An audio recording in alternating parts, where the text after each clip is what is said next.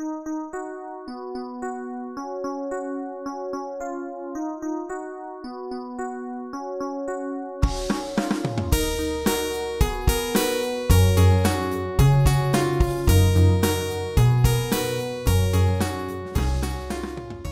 la deuxième partie de ce 16e cours de deuxième année sur le marxisme.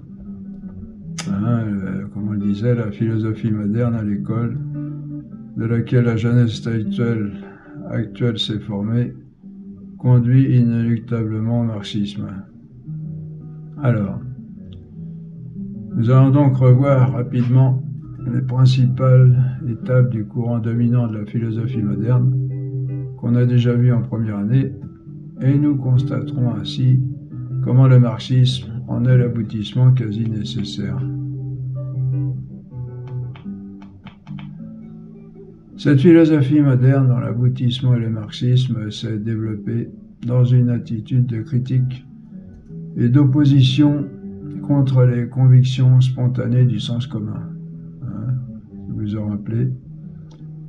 La première des convictions spontanées du sens commun, c'est que nos affirmations ont une certaine valeur, un certain sens, et que quand on a affirmé quelque chose avec raison, on ne peut pas ensuite le nier sans raison. Oui.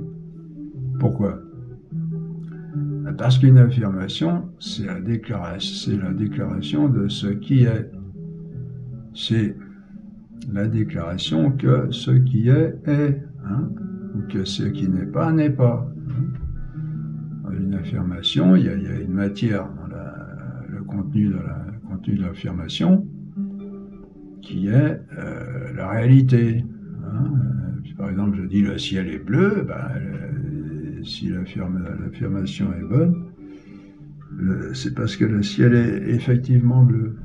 Le ciel bleu, on les accorde et on les unit, et ça fait une affirmation. Ou alors le ciel n'est pas bleu, ou alors la neige n'a pas fondu. Bon, ça ce sont des affirmations, plutôt la dernière négative, vous voyez, qui correspondent à une réalité.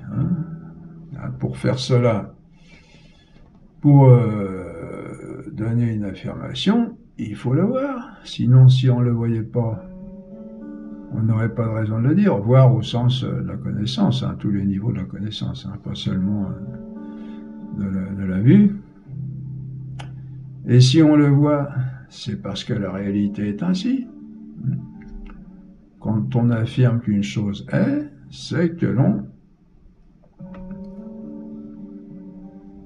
Voilà.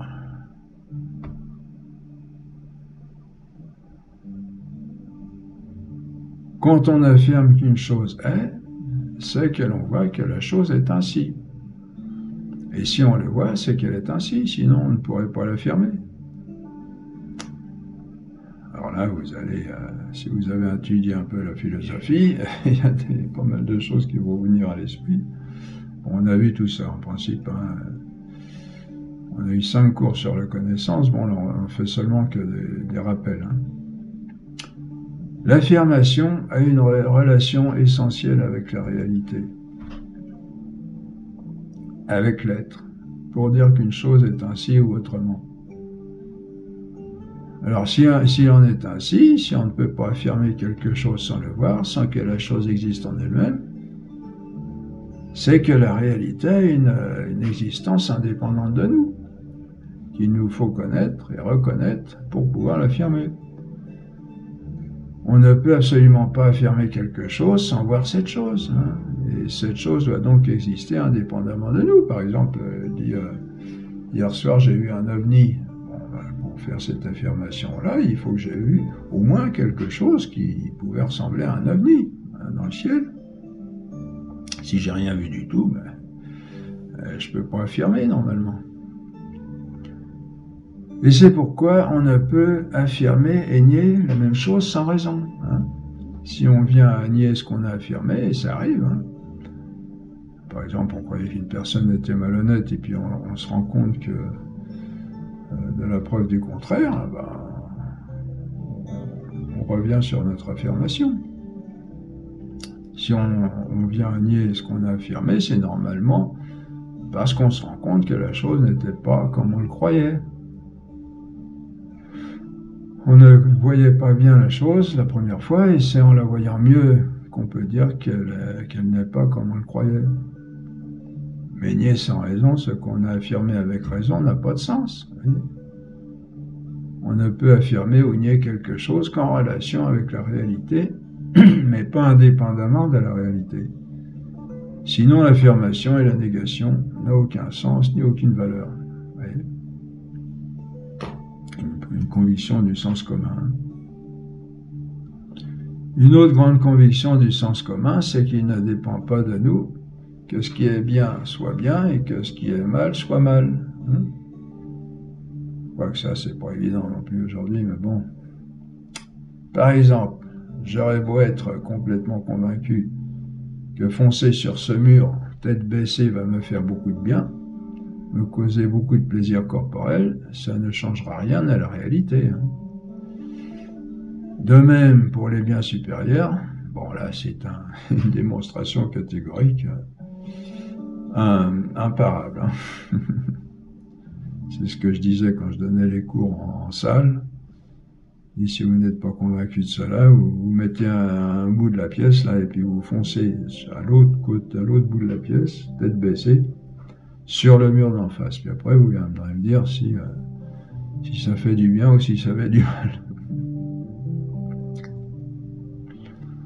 De même pour les biens supérieurs, un bien c'est quelque chose qui est fait pour nous, qui nous construit réellement. Il y a un mal, ce qui nous détruit réellement. Et on aura beau vouloir se convaincre du contraire, ça ne changera rien à la réalité des choses, parce que nous sommes faits ainsi, et les choses aussi. Là on est dans les biens.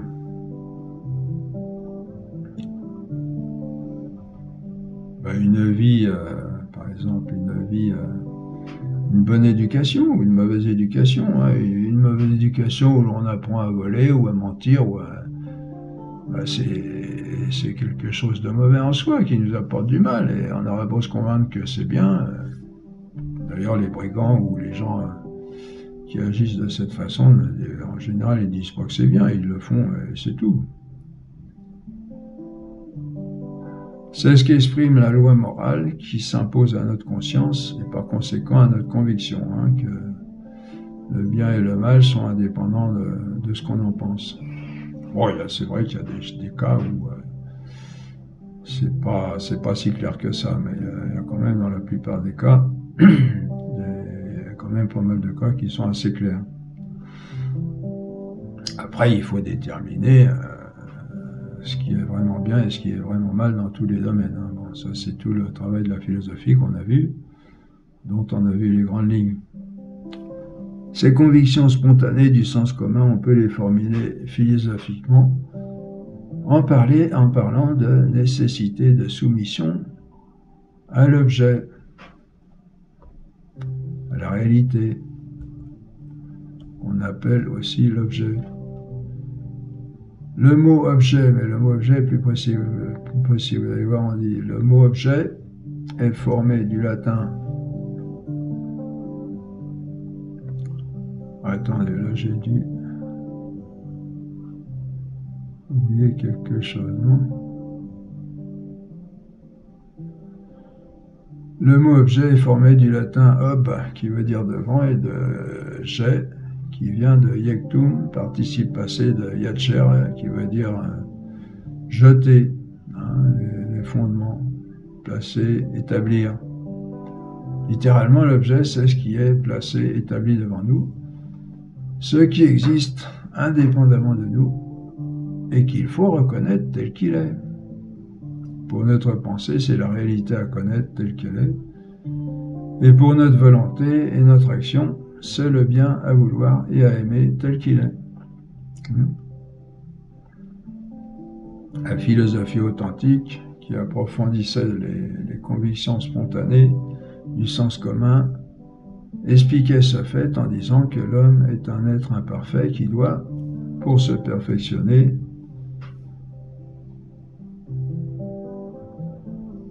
tendre vers les perfections qui lui manquent, lesquels sont des objets indépendants de lui, auxquels il doit se soumettre s'il veut atteindre sa perfection. Il ne peut pas les produire de lui-même.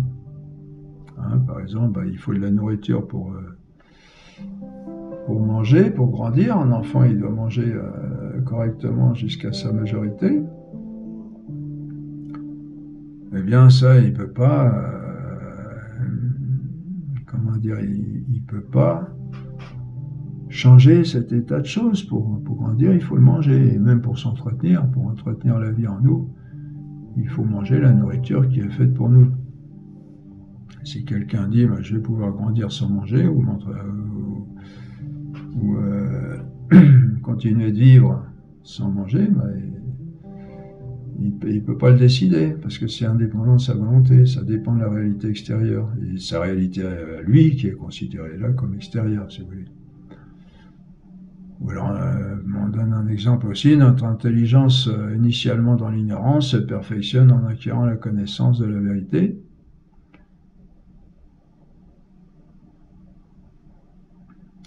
Et elle le fait en se soumettant à la réalité telle qu'elle est. De même, tout notre être se perfectionne si notre volonté et notre action se soumettent, se subordonnent au bien à vouloir et à réaliser. Ces explications de la philosophie authentique, sont tout à fait basiques, se fondent en dernier recours sur les vérités de foi de notre religion chrétienne. Toutes ces choses que nous connaissons et que nous sommes nous-mêmes n'ont de nous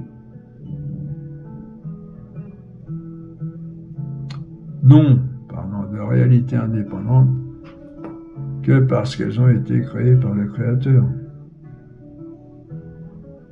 que nous appelons Dieu. Et enfin, j'ai parlé des vérités de foi de la religion chrétienne, mais en fait, on l'a démontré déjà en philosophie, que Dieu existe et qu'il est créateur. Si une réalité indépendante de notre pensée s'impose à notre esprit, c'est le signe évident que ce n'est pas nous qui l'avons créé, mais le Créateur. Et se soumettre à cet état de fait, à la plus élémentaire vérité, c'est se soumettre d'une certaine manière à Dieu qui l'a établi. C'est pourquoi l'homme religieux est toujours réaliste. Pour lui, la réalité est sacrée. Elle est l'œuvre de Dieu. Elle est ce que Dieu a fait. Oui, non, alors je disais, créateur, non, on n'est pas... La création, oui, c'est plutôt une notion théologique. On a démontré en philosophie que la réalité ne pouvait pas exister par elle-même, qu'elle venait forcément de Dieu. Mais après, la notion de création à un temps donné est plutôt théologique, c'est-à-dire qu'il a besoin de la révélation de Dieu. Voilà. Thomas dit qu'on ne peut pas, je ne vais pas le dire parce que ça va peut-être être un peu trop dur à comprendre. Là, on fait simplement un rappel. Vous voyez, vous comprenez que pour que une affirmation soit valable, il faut qu'il y ait une réalité derrière, et de même le bien ou le mal. De même, s'il y a une loi morale indépendante de nous qui s'impose à notre conscience et à notre action, ça on l'a vu aussi en cette deuxième année, c'est parce que Dieu nous a créés avec une nature humaine qui ne peut trouver sa perfection et son bonheur que selon les exigences de cette loi morale. Bon, ça, on passe un peu rapidement parce qu'on l'a déjà vu, mais bon, si vous voulez, le bonheur, pour vous donner une petite image, c'est que le plaisir, le bonheur, c'est qu'on comporte d'une certaine manière le plaisir et la joie, et le plaisir et la joie ne se réalisent que quand on agit pour parler en général, parce qu'il y a des cas qui se discutent, mais au fond, tout est là, c'est que on a la joie et du plaisir quand on agit selon la nature, et on a la douleur et la souffrance quand on agit contre la nature. Par exemple, on mange une bonne glace à la fraise, ça va nous faire du bien, si on aime la fraise, ça dépend, ça va nous faire plaisir. ou une réunion entre des amis va nous donner la joie d'être entre amis, et puis se taper sur le doigt en enfonçant un clou, ben, ça fait mal, parce que c'est pas selon notre nature. Dans un sens, il y a le sens d'aller selon la nature, et dans l'autre, il y a le sens d'aller contre la nature. Et ça, c'est les exigences de la loi morale, c'est parce que Dieu nous a fait comme ça. Il nous a créé avec une nature humaine, je répète, qui ne peut trouver sa perfection et son bonheur que selon les exigences de cette loi morale. Et la loi morale, c'est ce qui dit ce qu'il faut faire et ce qu'il ne faut pas faire. Ce qu'il faut faire pour arriver au bonheur et ce qu'il ne faut pas faire pour s'en éloigner ou le manquer. Hein. Bon, tout ça, c'est tous nos cours précédents. Hein, là, en particulier sur la morale du début de la deuxième année. Hein. Voilà l'ensemble des convictions contre lesquelles la philosophie moderne s'est élevée, et elle s'est développée dans cette attitude d'opposition et de critique qui va la conduire au marxisme. Alors, comment ça? Ce courant dominant de la philosophie moderne, dont le marxisme et l'aboutissement consiste, nous l'avons vu largement dans le cours de première année, dans l'idéalisme. Ce que nous disons là pourrait surprendre, car le marxisme est couramment connu comme un matérialisme. On va voir bientôt comment le marxisme a engendré le matérialisme, mais c'est un fait que Marx et Engels ont reçu leur formation philosophique à l'école de Hegel, qui, comme on l'a vu, est l'inventeur et le maître de l'idéalisme absolu. Ça, l'idéalisme a connu plusieurs étapes, de plus en plus radicales, et Hegel se présente comme le maître, l'inventeur et le maître de l'idéalisme absolu. Vous allez voir. On l'a vu. On se rappelle, et là on le revoit un peu, on se rappelle ce qu'est l'idéalisme. C'est une philosophie, si on peut encore appeler ça une philosophie, pour laquelle il n'y a rien d'autre que des idées ou la pensée. Hein, pour l'idéaliste, il n'y a pas de réalité en dehors et indépendamment de la pensée, et qu'il nous faudrait connaître comme elle est. Pour lui, il n'y a rien en dehors de la pensée. La pensée se développe à l'intérieur d'elle-même et s'engendre en elle-même. Ce qui revient à affirmer une indépendance absolue de la pensée. La pensée n'a à se soumettre à rien d'autre qu'à ses propres lois intérieures de développement. C'est grave, ça. Hein. Il est clair que tout cela n'est que pure fiction, un pur mensonge, parce qu'on ne voit pas où la pensée irait chercher ce qu'il lui faut pour être pensé en dehors de la réalité, du fait qu'en dehors de la réalité, il n'y a que le néant. Oui. Néant entendu au sens métaphysique, c'est-à-dire le rien absolu. Hein. Donc logiquement, si la pensée ne va pas chercher ce qu'il lui faut pour être pensé dans la réalité, si elle ne va pas le chercher dans la réalité, elle ne peut être que pur néant. Et si elle croit malgré tout être quelque chose, c'est parce qu'en même temps, elle tire de la réalité ce qu'il lui faut pour être pensé, et nie en même temps que cela vient de la réalité. Et malhonnêteté. On fait une chose et on dit qu'on en fait une autre.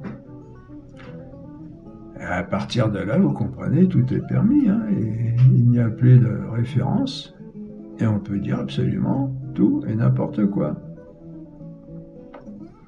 En fait, l'idéalisme va avoir un semblant de logique pour être crédible, sinon on le rejetterait, hein, si je dis le ciel est bleu, blanc, rouge, bon. Pour avoir une belle apparence, hein, il va avoir un semblant de logique. Il ne peut pas dire complètement n'importe quoi, sinon la supercherie serait évidente et personne n'y croirait. Au milieu de laquelle belle apparence, il va habilement introduire ce qui lui plaît. En fait, c'est la volonté qui décide ce que sera la vérité, la réalité, au lieu de se soumettre à cette réalité. Hein. C'est l'homme qui se proclame Dieu du haut de son esprit. C'est le péché de Satan et de tous ses sectateurs, anges ou hommes. Hein, on rappelle ce qu'a dit Jésus, hein, Satan est menteur et le père du mensonge. C'est ça le mensonge, hein, c'est de dire qu'une chose est ceci alors qu'elle est cela, alors qu'elle est autre chose. On peut retenir de cette idée, donc vous voyez d'où vient le marxisme, c'est purement satanique au fond, hein, et c'est le fruit de tous les gens qui suivent Satan plus ou moins, hein, qui sont. Vous savez qu'il y a beaucoup plus de, bon là c'est plus de la philosophie, mais on peut le signaler en passant. Moi je crois qu'il y a, bon on le sait avec certains aspects, mais il y a des choses qui nous permettent de supposer qu'il y a pas mal de gens, peut-être beaucoup plus qu'on le croit, qui sont consacrés à Satan, hein. Pas si on peut employer le mot consacré, qui sont voués à Satan, hein, qui travaillent pour lui et qui font son œuvre. Hein. Et on se rappelle que Satan est un ange et que les anges sont des intelligences supérieures à nous, qui sont surtout Satan qui était l'un des plus grands des anges, hein, qui est un ange déchu, et donc qui est d'une intelligence prodigieuse, donc il peut faire quantité de belles choses. Bon, on en a parlé, on en parlera, il ne faut pas non plus s'effrayer, dans le sens où celui qui est avec Dieu, normalement il a Dieu avec lui, et il est capable pas là peut-être de l'affronter, mais de déjouer ses pièges et de ne pas tomber dedans. Alors, on peut retenir de cet idéalisme 3 conséquences qu'il a entraînées dans la pensée moderne. Premièrement, l'athéisme. Car s'il n'y a rien qui existe en dehors et indépendamment de la pensée humaine, il n'y a rien qui ait besoin d'avoir Dieu pour créateur. Ben, le créateur, c'est l'homme, en fin de compte. Hein. Et vous voyez, Satan, hein, c'est ça qu'il vise, hein, avant tout. Bon, ça, c'est pas philosophique, je répète, mais on peut le signaler en passant. Satan, c'est l'athéisme qu'il vise et, en fin de compte, récupérer les gens pour en faire ses serviteurs. Hein. Deuxièmement, le matérialisme, un fruit de l'idéalisme. Hein. On en a déjà parlé, mais on peut redire. Comment l'idéalisme l'engendre ? Parce que cela nous aidera à comprendre comment l'idéalisme absolu d'Hegel a pu conduire au matérialisme de ses élèves, Marx et Engels. Si on admet avec le sens commun que la pensée est connaissance de la réalité, la pensée est alors présence de la réalité connue en nous. Hein? Tout ce que nous connaissons est alors présent en nous dans notre pensée. Seulement, cette présence en nous de la réalité n'est pas une présence matérielle, physique. Hein, bien sûr, hein, quand je connais l'éléphant, quand je connais un éléphant, il ne me pousse pas une grande trompe et des grandes oreilles. La présence de la réalité en nous est donc une présence immatérielle. Et alors, si la pensée est immatérielle, c'est qu'il existe autre chose que la matière. Ce qui va contre le matérialisme qui, lui, ne reconnaît d'existence que la matière. Ne reconnaît d'existence, que la matière. Donc, avec cette connaissance des choses, on est conduit à rejeter le matérialisme. Mais, comme l'idéalisme, lui, ne reconnaît pas que la pensée est présence de la réalité en nous, comme pour lui, il n'existe que la pensée, il évacue d'une certaine manière, dans sa logique, tout argument contre le matérialisme, comme celui que l'on vient de donner.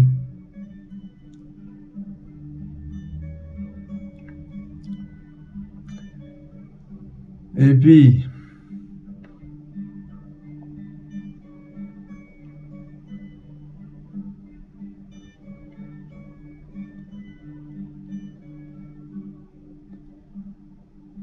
vous voyez, si on avec la véritable connaissance, on arrive à découvrir les matériels en comprenant que ce qu'on connaît, on connaît la réalité, sans doute, mais elle n'est pas en nous, la réalité corporelle, matérielle, elle n'est pas en nous de façon matérielle et de façon immatérielle. Alors si on évacue cette démonstration, qui est une démonstration, hein, puisqu'il n'y a rien de plus évident, comme je viens de le dire avec un éléphant, si je connais l'éléphant, il ne me pousse pas une grande trompe.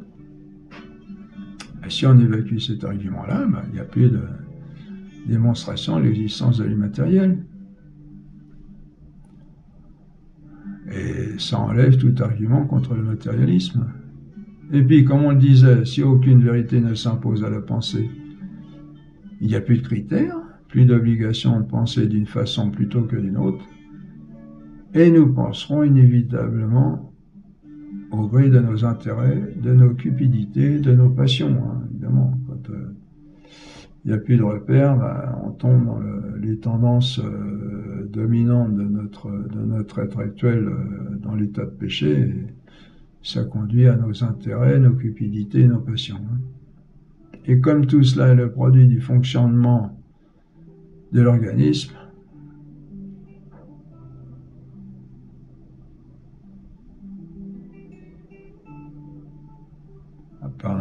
Et comme tout cela est le produit du fonctionnement de l'organisme, si c'est ça, on en arrive à conclure que la pensée est un produit du fonctionnement de l'organisme et on aboutit au matérialisme.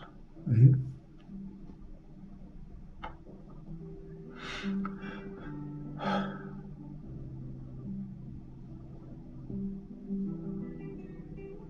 Hein, je répète, hein, si aucune vérité ne s'impose à la pensée, on pensera au gré de nos intérêts, de nos cupidités, de nos passions, et tout ça, ça vient de l'organisme, et donc on en arrivera à penser que la pensée est un produit du fonctionnement de l'organisme. Hein, vous voyez ? Par exemple, puisqu'on peut donner comme exemple, si par exemple, je vais vouloir monter une entreprise, je vais prendre des associés, et seulement je vais le faire, pas forcément pour le bien de telle ou telle personne ou d'une autre, mais pour mon intérêt à moi, pour gagner beaucoup d'argent et devenir riche et me procurer beaucoup de plaisir. Bon, si la pensée dépend de ça, de cette tendance-là, qui a un certain fonctionnement de mon organisme, dans le sens où je cherche à avoir beaucoup de plaisir et beaucoup de me payer du bon temps sur Terre, etc. S'il n'y a plus que ça pour guider la pensée, elle va dépendre de mon organisme. Vous voyez ? Troisièmement, l'idéalisme engendre encore le pragmatisme. La philosophie de l'action seule, pure, sans aucune contemplation. Bon, on l'a vu aussi tout ça. On fait un rappel là. Alors en effet, toute attitude contemplative consiste en un regard de connaissance de la réalité à connaître ou dans un regard d'amour vers le bien à aimer. Hein. Contemplation, c'est par exemple, je vois la nature, la belle nature. Par exemple, en ce moment, on est en automne, il y a des couleurs magnifiques, là, de toutes sortes de jaunes, d'ocre, et j'en viens à contempler la beauté de Dieu, la main créatrice de Dieu dans tout ça. C'est un regard de connaissance de la réalité à connaître, c'est-à-dire de quel est l'auteur de tout ça, et comme il doit être beau, si ce qu'il a fait est si beau. Alors, si on n'admet ni réalité objective à connaître, ni bien objectif à aimer, il n'y a plus d'attitude contemplative. La pensée est un produit de l'activité intellectuelle. Et alors, tout est production, tout est action, ce qu'on appelle le pragmatisme. Hein. La pensée ne servira qu'à agir. Il n'y aura plus de pensée pour elle-même. Il ne restera alors, ce sont des philosophies tronquées, hein, des philosophies manchottes et unijambistes, etc. Borgnes, vous voyez, estropiées, pour dire en un seul mot. Parce que comment voulez-vous que on produise une action sans penser. C'est pas possible. Il faut d'abord avoir un objet de pensée dans lequel que l'on contemple, au sens natif du mot. Et à partir de là, on va déduire l'action. Et l'action va être, de toute façon, selon une pensée primordiale. Alors là, bon, on retire tout le côté contemplatif, donc il ne restera, alors bon, selon leur façon de penser, il ne restera alors qu'un seul but, qu'une seule préoccupation, la réussite, l'efficacité, le rendement. Vous voyez, la pensée n'a plus de valeur en elle-même. Il n'y a plus que ce qui va faire qu'elle est utile. On est là dans pas mal de choses, hein, vous voyez. Moi, par exemple, je donne ces cours, bon, je vois que ça ne marche pas énormément bien, hein, faut le reconnaître, il faut dire qu'ils ne sont pas très faciles. Bon, bah, c'est pas vraiment la réussite, ou même les chrétiens en général, quand ils cherchent à avoir une action bienfaisante autour d'eux, s'aperçoivent que c'est très difficile, et puis que ça marche pas au rendement, que des fois ça marche au compte-gouttes, hein. Bon, bah, c'est pas forcément le rendement qui est la marque. Bon, c'est mieux, si ça marche bien, c'est tant mieux, mais comment dire, c'est pas le rendement qui va être la raison de vivre de tous les hommes, vous voyez. Il y a une autre vie, il y a d'autres vies à vivre que l'action avec le meilleur rendement et le meilleur profit. Revoyons maintenant les grandes étapes du développement de ce courant de philosophie moderne dans l'histoire. Le point de départ se trouve déjà chez Descartes, avec son doute universel de la réalité, qui n'a jamais conduit à une assurance plus grande de la réalité, comme il le désirait, hein, et comme il a voulu le faire croire par une fausse démonstration. Donc Descartes, ça commence avec Descartes, l'idéalisme avec son doute universel, mais c'est Kant surtout qui soutiendra que la réalité est inconnaissable en soi, que nous ne pouvons rien en connaître. Hein. Il dit on ne peut rien connaître de la réalité en soi, hein, dans sa critique de raison pure. Notre pensée pour lui n'est pas la connaissance de la réalité, mais un produit de notre activité intellectuelle. Il n'y a pas de vérité qui s'impose à la pensée, pense-t-il. L'homme est le maître absolu de sa pensée. De là sortiront les doctrines de liberté de pensée, de libre pensée, et donc de liberté de conscience et d'action, qui à l'époque de Kant, au XVIIIe siècle, inspireront la Révolution française et la naissance du monde moderne. Vous voyez ? Liberté de conscience, ça veut dire que ma conscience, elle est casse-terre, moi je fais ce que je veux. Liberté de conscience, en fin de compte, ça veut dire bâillonner la conscience, en fin de compte. En traduction littérale. La seconde étape sera franchie par un élève de Kant, Fichte, qui vit au début du XIXe siècle, à l'époque de Napoléon. Fichte dit que Kant est illogique en parlant d'une réalité inconnaissable dont on ne peut rien savoir. Si elle est inconnaissable, comment sait-il si elle existe? Vous voyez? C'est logique. Fichte va donc rejeter cette réalité inconnaissable, dont Kant supposait encore l'existence, et ne gardera que le sujet pensant, auteur de sa propre pensée. Vous voyez l'évolution? Kant aurait affirmé ça tout de suite, ça n'aurait pas passé. D'ailleurs, il a eu du mal Kant à faire passer son morceau. Alors, ça c'est Satan derrière, vous voyez, qui progressivement s'introduit le serpent. Vous voyez, le Satan, c'est le serpent qui s'insinue dans la vie humaine peu à peu, hein, en prenant les moyens qu'il faut pour que ça passe, malgré que en soi, ça n'a aucune chance de passer. Hein. Mais il arrive à la longue à faire passer tout ça. Donc Fichte ne gardera que le sujet pensant, auteur de sa propre pensée. Avec lui, il n'y a plus rien que le moi pensant, dont le dynamisme créateur engendre sa propre pensée. Il faut le faire. Hein. Ne pensons pas que cette réflexion ne sort pas du cadre personnel d'un individu isolé. Les pensées mêlent le monde, et on le vérifiera encore avec cette conception qui aura de graves répercussions dans le cours de l'histoire. Fichte est l'auteur du discours à la nation allemande qui a soulevé toute l'Allemagne contre Napoléon et qui a été le point de départ d'un siècle de pangermanisme. Dans ce discours à la nation allemande, Fichte dit, je cite ce que rapporte Jean Dejas, « Je fais appel contre la réalité figée et stable des latins au dynamisme créateur de l'esprit germanique. » Vous voyez ? On voit tout ce que contient en puissance cette simple phrase. S'il n'y a pas de réalité stable, il n'y a pas de forme stable du droit et de la morale. Le dynamisme créateur de la vie peut faire tout ce qui lui plaît.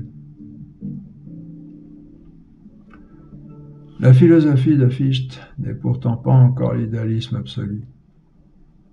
On le trouvera avec Hegel, dont la philosophie dominera tout le XIXe siècle.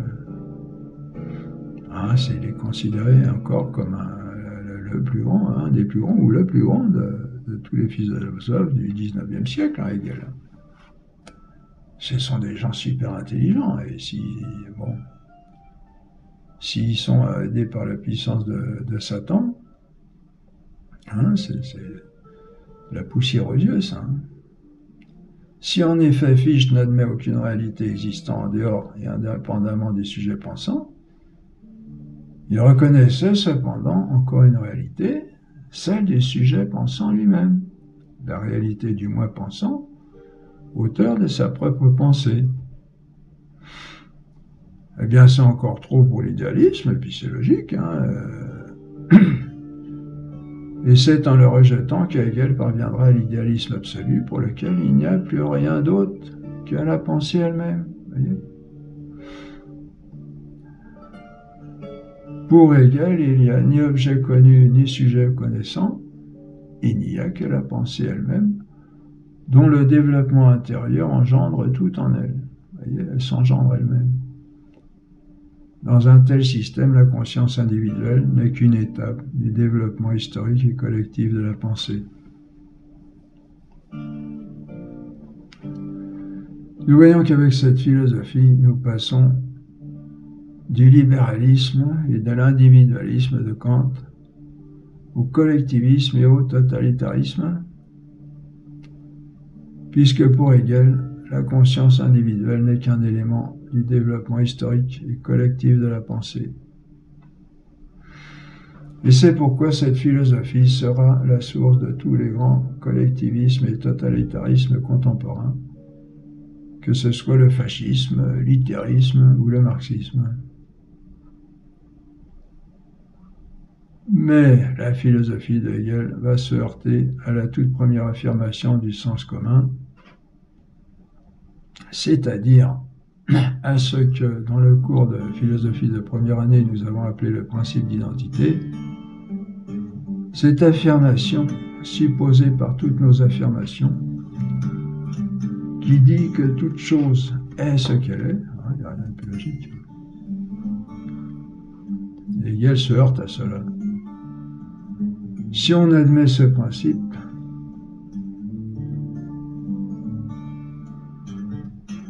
j'ai dû oublier quelque chose. On y va. Ouais, c'est ça, oui, ça c'était tout à l'heure. Cette façon de dire qu'il y a plus que la pensée aboutit au collectivisme, totalitarisme contemporain, fascisme, hitlérisme, marxisme, pardon, j'ai oublié.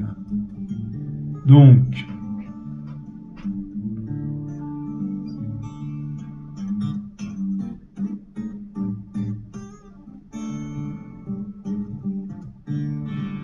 Donc la philosophie d'Hegel donc, va se heurter à ce principe qui dit que toute chose est ce qu'elle est.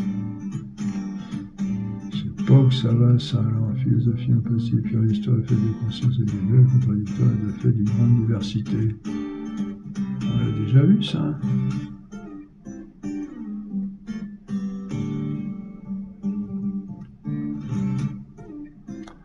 Bon, on va voir par la suite. Bon, enfin, vous voyez, sa philosophie se heurte au premier principe, le principe d'identité, qui dit que toute chose est ce qu'elle est. Rien de plus logique. Hein. Bon, laissez tomber pour l'instant la vidéo, les diapos. Ça, on l'a vu, on l'a dit ça hein, tout à l'heure. Ce qui m'étonne, c'est qu'on l'a dit avant l'autre.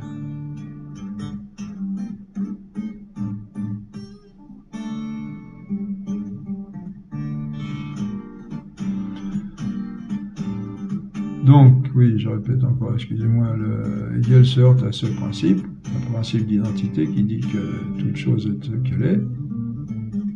Si on admet ce principe, la philosophie de Hegel est impossible, car alors, si la pensée est ce qu'elle est, elle ne peut pas être à la fois toutes les consciences individuelles qui souvent s'opposent comme contradictoires. Ah bah si, c'est ça, oui, si c'est bon. Et cette même pensée qui se veut unique ne peut pas être aussi en même temps tous les événements de l'histoire dans toute leur diversité. Bon, ça c'est pas trop facile à comprendre.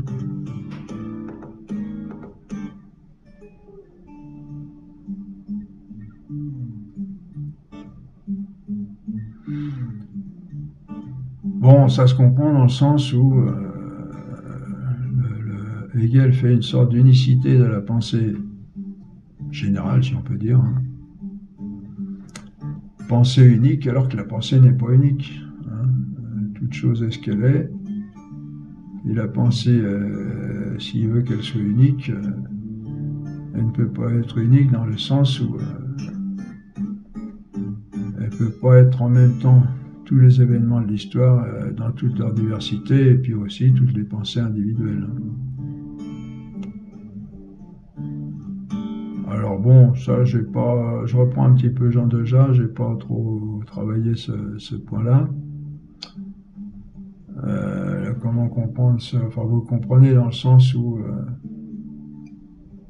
parce qu'on peut aussi comprendre dans le sens où ce qu'il appelle la pensée unique, ça peut être le résultat de toutes les pensées individuelles ou même par groupe. Mais de toute façon, même comme ça n'a pas de sens, parce que vous avez par exemple dans les religions, vous avez le bouddhisme ou l'islam ou le polythéisme ou le catholicisme qui ne sont pas une pensée unique. Hein. Lui, il veut faire une pensée unique qui sera la sienne, de toutes les pensées individuelles, mais en réalité c'est faux. Alors c'est là, dans ce sens-là, ou même du point de vue philosophique, des gens qui se déclarent athées, et puis d'autres qui déclarent qu'un Dieu existe parce que la réalité ne peut pas s'être faite toute seule, elle ne peut pas se soutenir dans l'existence toute seule. Bon, ça, ce sont des pensées contradictoires qui non seulement sont d'une diversité par rapport aux individus, mais aussi par rapport à des courants de pensée philosophiques, précisément. Hein, dans les courants de pensée philosophiques, il y en a des contradictoires et des divergents, donc il n'y a pas une pensée unique. Hein. Et donc, il veut une pensée unique, et il dit, si on regarde le principe d'identité, la pensée est ce qu'elle est, elle ne peut pas être à la fois toutes les consciences individuelles, hein, qui souvent s'opposent comme contradictoires, hein, comme on vient de le dire, les courants de pensée philosophiques par exemple. Et la pensée alors, voilà, avec le principe d'identité, si vous voulez, il ne peut pas affirmer que la pensée est unique. Hein, parce que la pensée n'est pas unique, justement. Elle est diverse. Mais Hegel ne s'embarrasse pas de cela, ayant nié tout être et toute réalité. Hein. Vous voyez ce qu'on disait tout à l'heure, qu'une fois qu'on a tout nié, ben, on peut dire tout ce qu'on veut. Hein. Alors, on se rappelle en première année comment Hegel a identifié l'être avec le néant, il faut le faire. Hein. Pardon.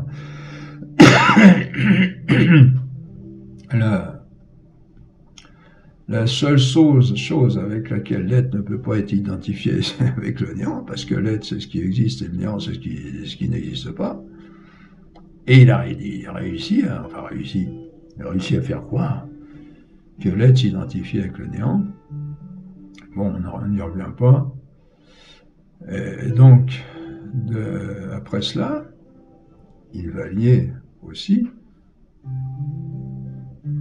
la loi fondamentale de l'être et du réel, qui est l'identité de l'être avec lui-même, pour soutenir que la pensée ne se développe que dans la contradiction, en se contredisant perpétuellement elle-même. Vous voyez? Vous vous rendez compte de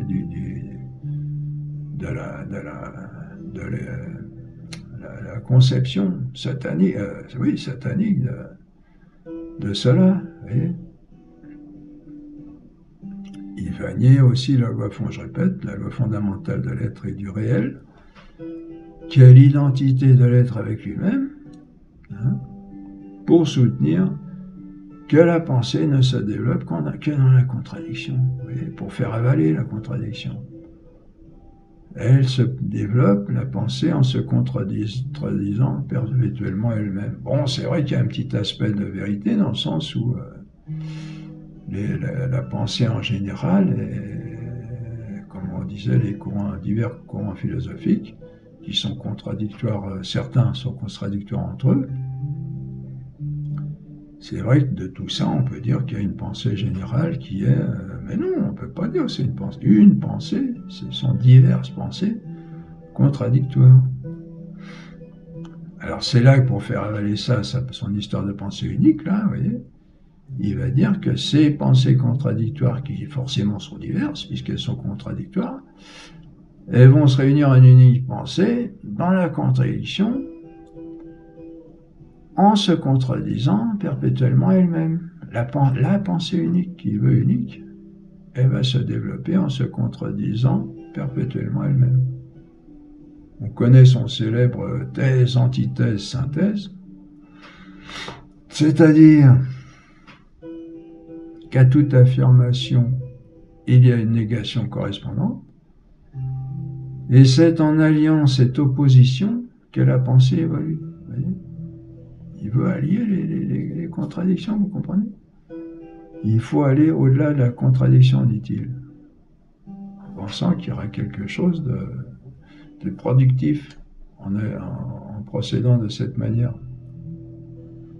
Or, une contradiction, si elle est réelle, et pas seulement apparente, ne peut pas allier ces éléments, car c'est simplement dire que ce qui est n'est pas, ou que ce qui n'est pas est, vous voyez? Parce que vous savez, là, vous vous rappelez, les deux affirmations contradictoires, c'est dire d'un côté que A est B, et de l'autre côté que A n'est pas B. Vous voyez? Donc, on ne peut pas les allier, parce que ça serait dire que ce qui est n'est pas, ou que ce qui n'est pas est, parce qu'il y en a forcément une des deux qui est fausse. Hein. Si on garde la référence à l'existence de l'être. Mais comme on a nié tout l'existence de l'être, ben après, ouais, on peut. Alors, donc, on ne peut pas faire ça normalement, parce que c'est simplement dire que ce qui est n'est pas, ou que ce qui n'est pas est. Ce que Hegel peut se permettre de faire après avoir nié le principe de contradiction, mais qui n'est pas possible. Oui, là, j'ai peut-être sauté, quand j'ai dit il nie le principe d'identité. Bon, le principe de contradiction, si vous vous souvenez, c'est la forme négative du principe d'identité. Hein. C'est dire que on ne peut pas en même temps, bon, je vous le dis pas, ça va trop vous mélanger pour l'instant, si vous le rappelez, vous comprenez, sinon vous reverrez vos cours. Or, soutenir que ce qui n'est pas, ou que ce qui n'est pas est, c'est soutenir ouvertement le mensonge. Et à partir de là, tout est permis, comme on disait tout à l'heure. Cette logique diabolique, comme on le disait, oui, conduirait Hegel à un évolutionnisme absolu, dans lequel chaque instant nie, détruit, contredit l'instant précédent. Vous voyez jusqu'où ça va? Incroyable. Évolutionnisme absolu dans lequel chaque instant nie, détruit, contredit l'instant précédent. Ça vaut le coup de se prendre du temps là-dessus parce que Hegel, je répète, passe pour un des plus grands ou le plus grand philosophe du 19e siècle, pour dire l'influence qu'il a dans notre monde et l'influence qu'il faut absolument détruire, parce que c'est vraiment destructeur de tout. Si on détruit la pensée de l'homme, on détruit toute la vie humaine. Donc, il arrive à un évolutionnisme absolu dans lequel chaque instant nie, détruit, contredit l'instant précédent. Pour Hegel, rien n'existe, parce que rien ne subsiste, rien ne dure, rien ne demeure. Tout est perpétuellement nié, détruit, contredit. En définitive, c'est une philosophie essentiellement révolutionnaire, d'où sortiront tous les grands mouvements révolutionnaires contemporains. Il ne faudra donc pas s'étonner de ce que ceux qui sont formés à l'école de cette philosophie disent et fassent chaque jour le contraire de ce qu'ils ont dit et fait la veille, car c'est une philosophie pour laquelle, une fois pour toutes, oui et non, affirmer et nier n'ont pas de sens. Mais oui se change en non, affirmer se change en nier, dans le mouvement de contradiction perpétuelle qui fait l'histoire. Vous voyez ? Pour eux, c'est un processus normal, vous voyez, dans lequel l'histoire se forme, et on peut dire même sans laquelle l'histoire ne pourrait se former pour eux. Vous voyez. Cette loi de contradiction perpétuelle inhérente au développement de la pensée constitue ce que Hegel appelle la dialectique, c'est-à-dire cette opposition de thèse et d'antithèse, car dans son évolution, la pensée ne se pose dans ce qu'il appelle la thèse que pour se contredire dans ce qu'il appelle l'antithèse, et c'est cette opposition perpétuelle de thèse et d'antithèse qui constitue l'histoire comme une révolution perpétuelle. Vous voyez, c'est vraiment purement diabolique. Les conséquences politiques que Hegel lui-même tirait de là, c'était un étatisme absolu qui a donné à l'époque la Prusse de Bismarck et au XXe siècle le fascisme de Mussolini, car pour Hegel, la pensée génératrice de l'histoire, c'est l'État. L'individu n'est qu'un élément de l'existence collective de l'État, où on va retrouver cette pensée unique là dont on parlait. Pour lui, c'est dans l'État. À côté de cette position de Hegel lui-même, deux autres totalitarismes contemporains vont sortir de sa philosophie, l'hitlérisme et le marxisme. L'hitlérisme pouvait se définir comme une transposition de l'idéalisme absolu de Hegel. Nous venons de voir en effet que pour Hegel, il n'y a rien d'autre que la pensée, dont le développement engendre toute l'histoire. Mais si on ajoute que la pensée est le produit des forces vitales, comme on l'a signalé tout à l'heure, de l'expansion de la vie, on aboutit à un vitalisme pour lequel rien d'autre n'existe et ne compte que le plus grand mouvement d'expansion des forces vitales. Et, suivez bien, comme ce plus grand mouvement d'expansion se trouve dans la race supérieure, on aboutit au racisme,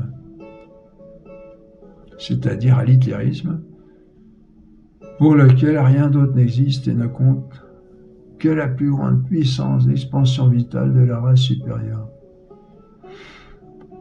Il n'y a alors, vous le comprenez, ni vérité, ni morale, ni droit, ni religion qui s'impose à la race supérieure.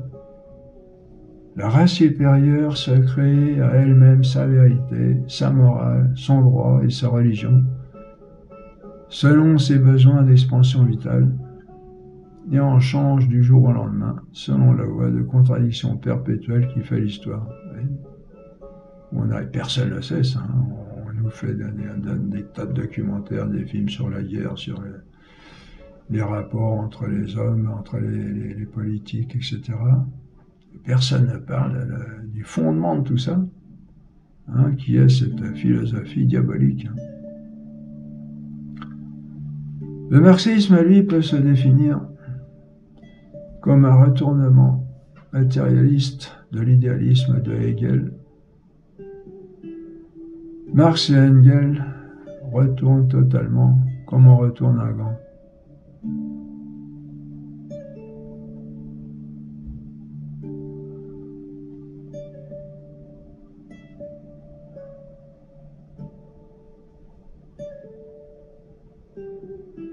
Ils retournent comme un gant la philosophie de leur maître Hegel pour en faire un matérialisme, et voici comment. Et Hegel était encore au niveau de la pensée, et Marx et Engels vont, tiens, je ne sais plus s'il y a un S ou pas, Engels, et ils vont en sortir un matérialisme. Alors comment? Nous venons de dire que pour Hegel, il n'y a rien d'autre que la pensée, dont le développement engendre toute l'histoire. Marx et Engels ajoutent simplement que la pensée est un produit du cerveau humain, lequel provient de l'évolution des forces matérielles, et alors on aboutit à un matérialisme pour lequel il n'y a rien d'autre que des forces matérielles en évolution qui, à un certain stade de leur développement, engendrent le cerveau humain et par là la pensée humaine et par là toute l'histoire humaine. Bon, je ne sais pas si vous suivez. Hein? Il y a Hegel, je répète, Hegel en gros, pour Hegel il n'y a rien d'autre que la pensée. Marx et Engels ajoutent que la pensée est un produit du cerveau, voilà, lequel provient du cerveau des forces matérielles, de l'évolution des forces matérielles. Et alors, on aboutit à un matérialisme pour lequel il n'y a rien d'autre que des forces matérielles en évolution qui, à un certain stade de leur développement, engendre le cerveau humain, et par là la pensée humaine, et par là toute l'histoire. Bon, là, il faudrait peut-être préciser comment il voit ça. La pensée est un produit du cerveau humain, oui, lequel provient de l'évolution des forces matérielles, oui, c'est là que...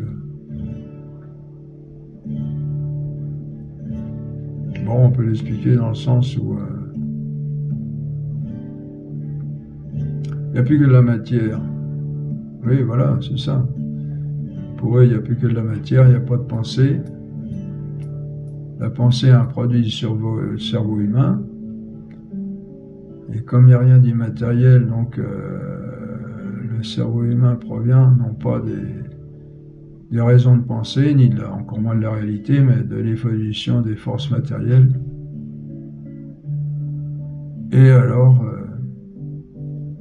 avec ce matérialisme, on aboutit à un matérialisme pour lequel il n'y a rien d'autre que des forces matérielles en évolution, qui à un certain stade de leur développement engendre le cerveau humain. Bah oui, puisqu'il n'y a pas de... Il n'y a plus que de la matière, il n'y a rien d'immatériel. Donc, la pensée est le produit du cerveau qui lui-même ne peut être que l'aboutissement des forces matérielles, puisqu'il n'y a rien d'immatériel. Donc, engendre le cerveau, et le cerveau engendre la pensée humaine, et par là toute l'histoire humaine, mais je ne sais pas comment ils arrivent à faire croire des choses pareilles. C'est donc, comme il se définit lui-même, le marxisme, un matérialisme historique, pour lequel il n'y a rien d'autre que l'histoire, qui est le produit des forces matérielles en évolution, en action et en expansion.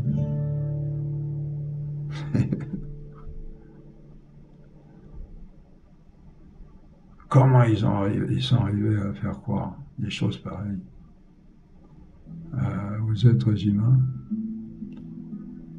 Bah, si on fait des élèves d'université, par exemple, si on les fait arriver par l'histoire de ce qu'on peut, j'allais dire de cette philosophie, mais on ne peut plus appeler ça de la philosophie, hein. C'est une pure invention diabolique qui n'a plus rien à voir avec la réalité, et à laquelle doit se conformer une philosophie si elle veut être philosophie. Mais ce matérialisme, bon, on continue, mais ce matérialisme, bon, si vous voulez plus précisément, vous pouvez, bon, je ne le recommande pas, hein, c'est perdre son temps, mais vous pouvez, bon, on peut aussi trouver des résumés, des plans de leur travail et vérifier par vous-même la véracité de ces choses. Donc on continue, mais ce matérialisme historique se définit aussi comme un matérialisme dialectique. Marx et Engels conservent toute la dialectique de leur maître Hegel, car pour eux, l'histoire ne nous présente aucune force matérielle, sans qu'il y ait des forces contraires en opposition et en lutte contre elles. Et par conséquent, toute l'histoire n'est rien d'autre que l'opposition perpétuelle et la lutte sans fin des forces matérielles en action.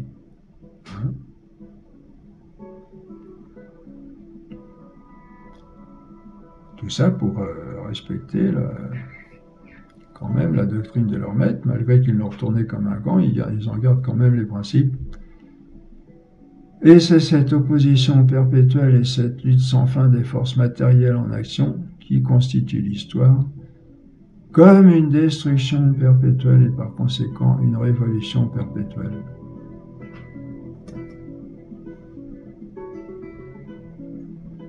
On voit par là la différence monumentale de ce matérialisme dialectique avec le matérialisme courant de l'homme de la rue, pour lequel Marx et Engels n'ont que des sarcasmes. Ils méprisent, Marx et Engels méprisent l'homme de la rue. Si vous demandez à l'homme de la rue ce qu'est le matérialisme, il vous répondra que c'est une doctrine selon laquelle il n'y a rien d'autre que la matière, sous-entendu la matière d'une substance matérielle qui existe et qui dure. Pour le marxisme, il n'y a aucune réalité, pas plus de la matière que de l'esprit, et il n'y a que des forces matérielles en évolution, en action et en expansion. Pur produit de l'esprit, hein, ça n'a plus rien, il ne faut pas chercher à voir quelque chose de réel là-dedans, parce que pour eux, il n'y a pas de réalité en fin de compte. Hein. Et même la pensée est devenue, on l'a vu, quelque chose de matériel. Alors, le cerveau aussi, le résultat des forces, bon, le cerveau encore on peut imaginer, mais la pensée, donc je recommence, pour le marxisme, il n'y a aucune réalité, pas plus de la matière que de l'esprit. Il n'y a que des forces matérielles en évolution, en action et en expansion, dont l'opposition perpétuelle et la lutte sans fin constituent l'histoire comme une destruction perpétuelle. Vous voyez tout l'horrible aboutissement de ces choses, et comment ils ont pu non seulement produire encore, admettons, mais faire avaler quantité de gens cette doctrine diabolique. Donc il ne faut pas se représenter le marxisme comme n'admettant rien d'autre que la matière. Il n'admet rien d'autre que des forces matérielles en évolution et en action et en expansion, dont l'opposition perpétuelle et la lutte sans fin constituent l'histoire comme une destruction perpétuelle. On répète parce que pour comprendre, si toutefois, c'est pas de toute façon, il n'y a rien à comprendre. faut être informé de ce qui s'est fait. Comprendre à quel point c'est monstrueux. Un journaliste avait écrit, sans bien comprendre ce qu'il disait, que le marxisme est un matérialisme absolu, parce qu'il considère la matière comme l'absolu. Le marxisme n'est pas la philosophie qui considère la matière comme l'absolu.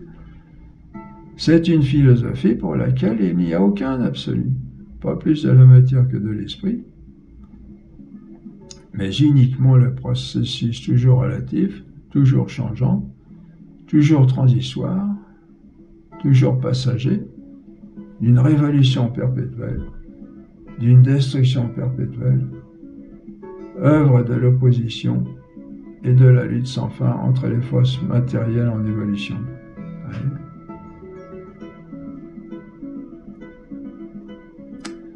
Voilà la philosophie de Karl Marx et d'Engels, ce qu'on appelle le marxisme, voyez. On était loin de penser qu'il puisse exister une chose pareille. Que va-t-il en résulter comme conception de l'homme? Voilà.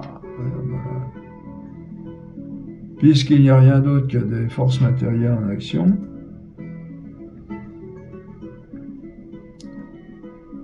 l'homme n'est rien d'autre que la force matérielle qu'il exerce pour transformer la nature par son travail. Donc l'homme n'est rien d'autre qu'une force de travail ou de production. Il n'y a rien d'autre dans l'homme que le travailleur ou le producteur. Vous voyez? Travailleur, vous avez entendu ça, chez les communistes et Marchais, Georges Marchais, les jeunes ne connaissent pas. Le travailleur. Et l'histoire humaine n'est rien d'autre pour eux que le régime de succession du travail ou de la production. Tout le reste, pensée, philosophie, religion, science, littérature, art, morale, vie sociale, n'est que le résultat du régime du travail et de la production. On reconnaît là le matérialisme historique, un classique bien connu. Et la dialectique dans ce domaine, demandera-t-on? Eh bien, l'histoire humaine ne nous présentera aucun régime de travail du travail ou de la production sans que des forces contraires entrent en lutte pour le détruire. Et donc l'histoire humaine n'est rien d'autre que la succession des révolutions économiques et s'explique entièrement par les révolutions économiques. Vous voyez, monstruosité, vous voyez. Le but, c'est la destruction, vous voyez. On disait tout à l'heure. Alors voilà, tout à l'heure, on verra dans la troisième partie de ce cours, quelle sera la destinée humaine avec de telles conceptions.